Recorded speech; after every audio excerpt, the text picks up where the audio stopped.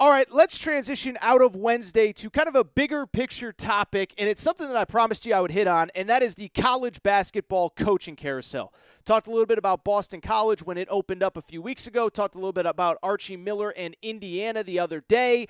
But as these conference tournaments come to an end, as the NCAA tournament starts to unfold, we're going to see some movement on this college basketball coaching carousel. And I don't know how many jobs will open up because of all the COVID stuff, but I'm guessing more than you expect. And on top of that, more jobs will, of course, open up when other ones get filled. And so I do want to talk coaching carousel, and I want to start with a story that has kind of emerged out of nowhere, but is very quickly picking up steam.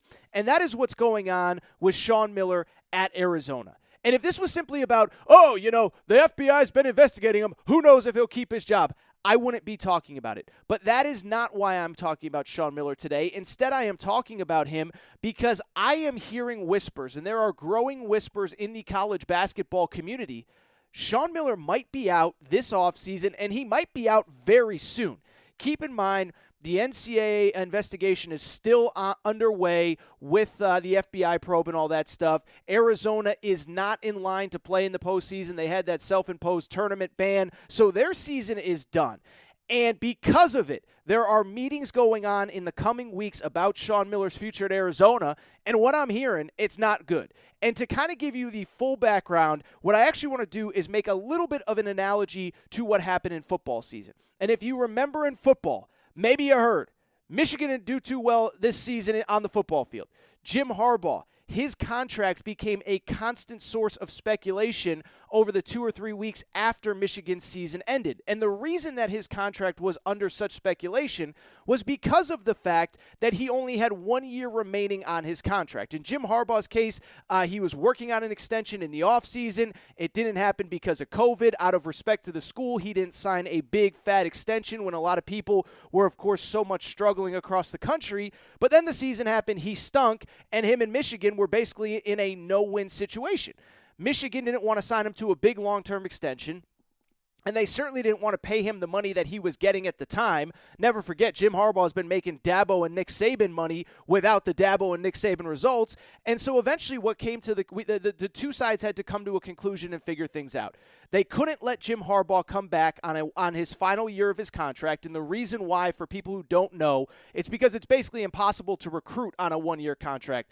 Kids are not going to sign up to play for you if they don't know that you're going to be there the following year or the year after that. Certainly as Sean Miller gets set to recruit high school juniors and Jim Harbaugh as well, they want to know that their coach is going to be there long term. And so eventually, Jim Harbaugh and Michigan were able to come to a resolution. It was, I believe, a 3-4 year extension. The contract numbers went down as far as salary was concerned, and Michigan was able to keep Jim Harbaugh in the fold. Why do I bring that up? It is because Sean Miller is in a very identical situation at Arizona where he only has 1 year remaining on his contract, but the situation, of course, is a lot different. They are currently, as I said, under that major NCAA investigation. It may take up to another year until the NCAA actually figures things out. And you know where I stand on this one. The NCAA should really get things going here because these schools and these kids and even these coaches deserve to have some answers. But it has put Arizona and Sean Miller in a very interesting place. Sean Miller, again, 1 year left on his contract. The school doesn't want to give him a long-term extension because, one, the results have not been there the last 2 or 3 years. Two, he may be in major, major, major trouble with the NCAA. And so Arizona's in an impossible situation. Sean Miller's in a situation where he's basically like, I ain't coming back if it's for one more season without a long-term extension or some kind of extension because I'm not going to be able to recruit. And so over the coming days, Arizona and Sean Miller are going to meet behind the scenes and try and figure things out and see what the future holds for the two sides. And what I'm being told is there's a very good chance that Arizona is going to tell Sean Miller, we're not giving you any more money. We're not giving you any more years on this contract, and you can either coach it out or we can come to some sort of resolution and get you out of here. And so what's really interesting as far as I'm concerned is that there are basically, I guess you could say in theory, 4 different options. Arizona could just fire Sean Miller with a year left on his contract. Arizona, as I said, could come to some sort of buyout with him where they don't call it a firing, where maybe it's technically a resignation and he gets some money but not all of it, similar to what happened with Greg Marshall. They could sign him, of course, to a long-term extension or any type of extension that gives him a little bit more time. And, of course, they could also just, in theory, let him coach out this one-year deal on his contract. I don't see the last one happening. I don't see Sean Miller coming back for one more season without some kind of clarification that he can give to high school recruits in the 2022 class or transfers that he is going to be speaking with over the course of this offseason. And so really, Arizona and Sean Miller are in a situation where they either got to figure out some sort of extension or they have to come to some sort of buyout agreement because I don't see the one-year deal working. What's interesting to me, though, is a couple things. First of all, let me just say what I would do. What I would do is give Sean Miller a short extension, okay? Say, we're going to give you the benefit of the doubt, and we're going to believe everything that you're saying about your situation that has happened at Arizona. We're going to let the NCAA play things out and determine what you did and did not do. I think this makes sense for a number of different reasons. First of all, this is actually what Will Wade did at LSU. He took a short contract.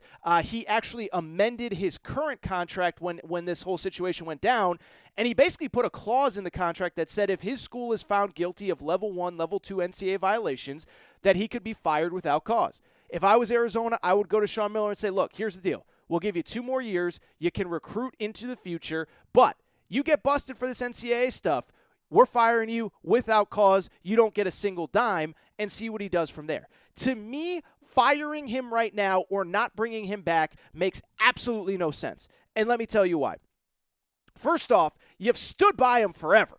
Never forget, this FBI stuff started in 2017 is when this FBI stuff started. You've had his back since then. You've paid him millions of dollars since then, and you've paid millions in legal fees to fight the NCAA. If you've stood by Sean Miller this long, why are you going to get rid of him? Especially, I would add, in this offseason for 2 different reasons. 3 reasons, really. One, you'll have to pay him something, and in a pandemic, it doesn't make sense. You're paying Kevin Sumlin a massive buyout, the former football coach who got fired this offseason. And on top of that, Arizona has a really good team coming back. I think I talked about it on the podcast a few days ago. They have one senior who said he's not coming back, who was a role player who barely played. His name was Ira Lee. Other than that, literally everyone on the roster could come back. They don't have any high-level prospects in terms of the NBA. Most of their players are foreign and have already kind of told the coaching staff that they plan on coming back. And so you have a chance to be really good. Remember, Arizona went 17-9 this year, 11-9 in the Pac-12. And so I bring that up to very simply say they were actually pretty good this year, all things considered, and considering the fact that they had some issues as far as injuries, as far as Jamal Baker, their leading scorer, not getting injured. And there is a realistic chance that this team could come back almost intact. More importantly, even if you don't care about Sean Miller, even if you don't like Sean Miller, even if you think that he needs to go right now, think about the market that you're about to enter for a head coach. You're going to go into a market in the COVID era and basically ask a coach to take a job. And by the way, Arizona's a great job, but you're going to ask a coach to leave his current school or leave wherever he is at as a head coach, as a major assistant, as whatever.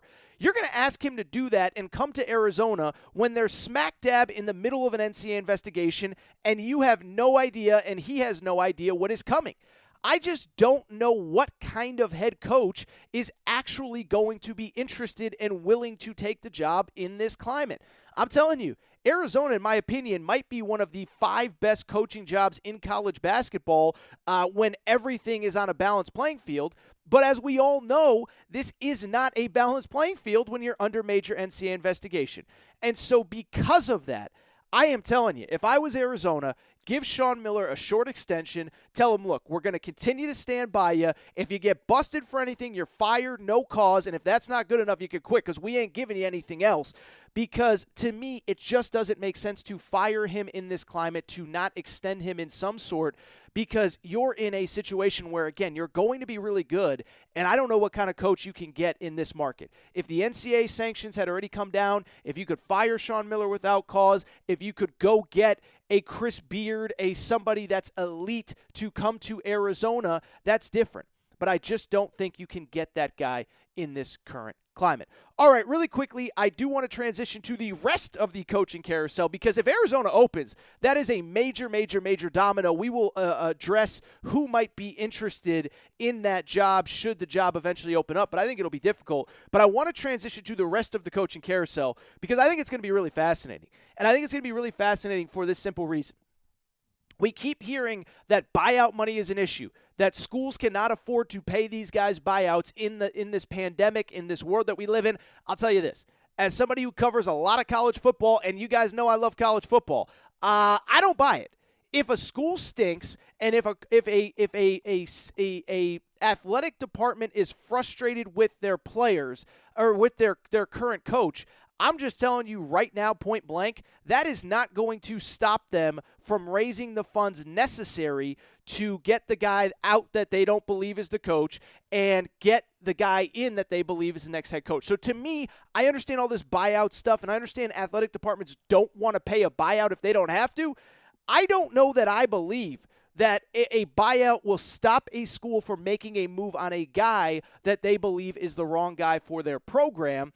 And as we saw in football, you can raise that money. One booster can write a check, and they could get everything figured out from there. Listen, if Texas could pay $20+ million to get rid of Tom Herman, if Gus Malzahn could get paid $20+ million to go away, if Will Muschamp could get paid $10+ million, these schools can find the money. Let's start with the one that I mentioned on Monday's show, Archie Miller at Indiana. Listen, I don't want to oversell this thing. If you are like super into Archie Miller and what is going to happen next, I encourage you, go download Monday's podcast. I literally spent probably 15 minutes talking about it. I don't believe necessarily that Indiana wants to fire Archie Miller, but considering that they had another loss on Tuesday night, they are now 12-13 overall. They are going to miss the NCAA tournament for the fourth time. I would add Archie Miller, and I like Arch, but he is a guy that he's the first Indiana head coach ever that is going to have 4 straight losing seasons in the Big Ten to start his tenure. That's a really tough sell to bring back Archie Miller. Now, there are a few ways that he can help himself. He can help himself by beating Purdue. Incredibly, he is either 0-7 or 0-8 against Purdue since he got there. He can win a few games in the Big Ten tournament. He can figure out a way to get into the NCAA tournament because I really do believe that Indiana does want to keep him and doesn't want to pay a $10 million buyout. But at a certain point, you might ultimately have no choice, to be perfectly honest. So when I look at the Archie Miller deal, I just sit there and say, I am just not sure that Indiana wants to pay that money, but I am not sure that they can bring him back if he doesn't save something, do something to help himself over these next 2-3 weeks before Selection Sunday. Again, I talked about this at length on Monday's episode. Go find it. It's also on YouTube. I do want to get to some other schools. The first one that I want to hit on, Iowa State in the Big 12.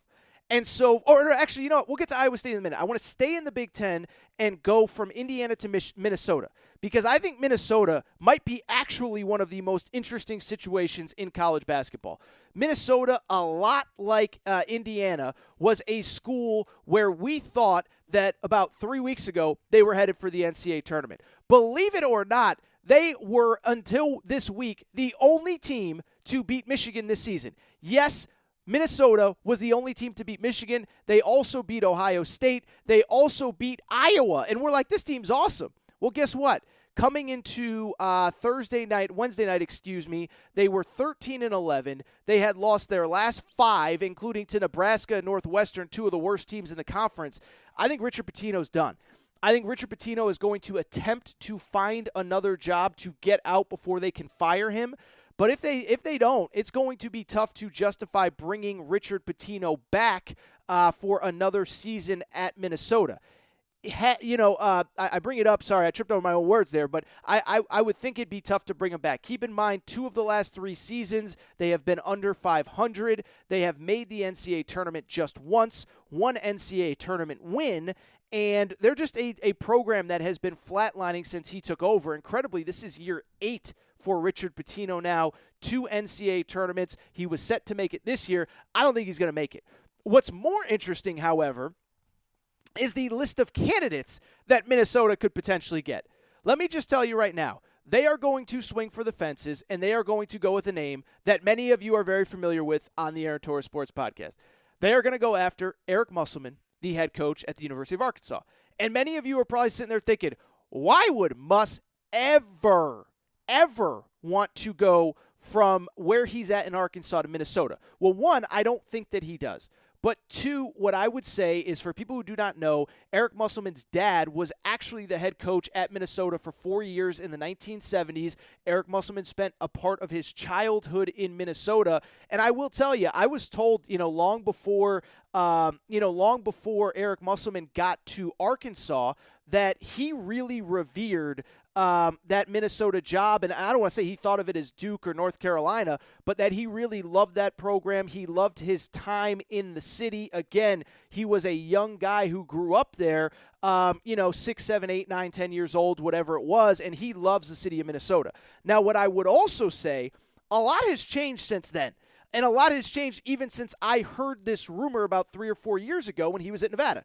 Eric Musselman has gone to a Power 5 school. He is winning at an insane level. He is making as much money as Minnesota could possibly pay him. There is no dollar amount that Minnesota can offer Eric Musselman that Arkansas cannot match. I have never been to Arkansas, but I am told the facilities are as good as any in the country. The support is as good as any in the country. And I would also say on top of that, you guys know I love some SEC basketball. But to go from the SEC, where the bottom is really bad, we're talking South Carolina, Georgia, Vandy, Texas A&M, Mississippi State, to go then to the Big Ten, where just about everybody is good, that's a tough sell to me. So he's going to stay at Arkansas, but that will be the first name that you hear, even though I don't think he'll take the job.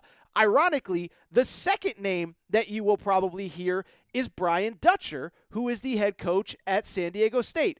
And why would Brian Dutcher be interested in the San Diego State coaching job? Well, how about this for a little historical twist? You know who replaced Eric Musselman's dad at Minnesota when Eric Musselman left?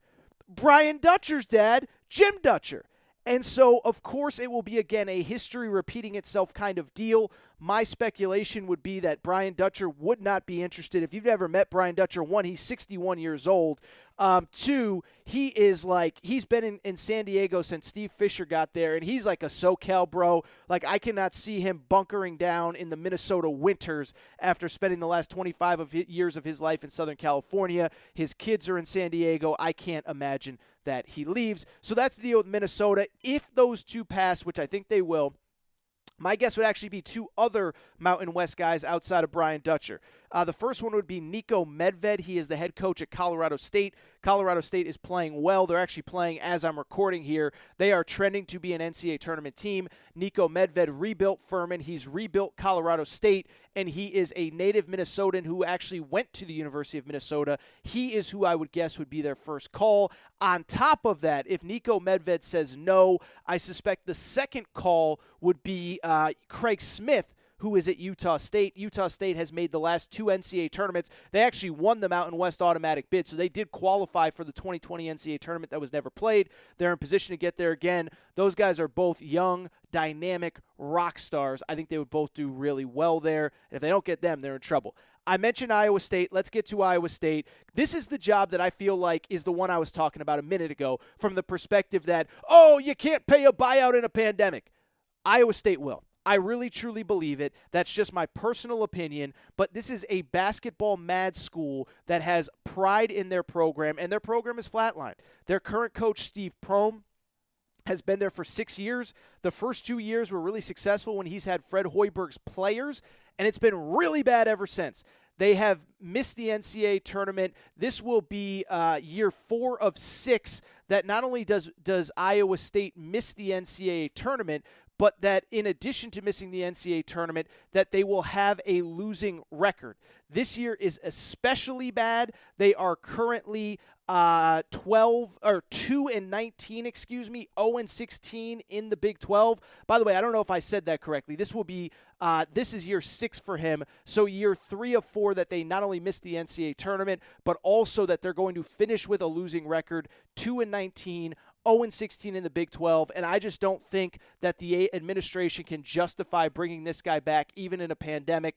I believe they'll get the money. The name there to watch for would be another Mountain West coach, TJ Otzelberger, who is now at UNLV. TJ Otzelberger was Fred Hoiberg's lead assistant at Iowa State many years ago. He has ties to that program. The fan base loves him. The fan base ties him to the best years of the Fred Hoiberg era.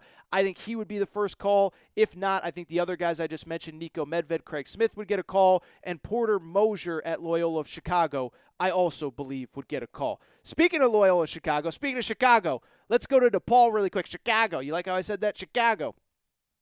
Depaul. They will be getting a new head coach this offseason. Their current coach, Dave Lato, does not have a contract buyout.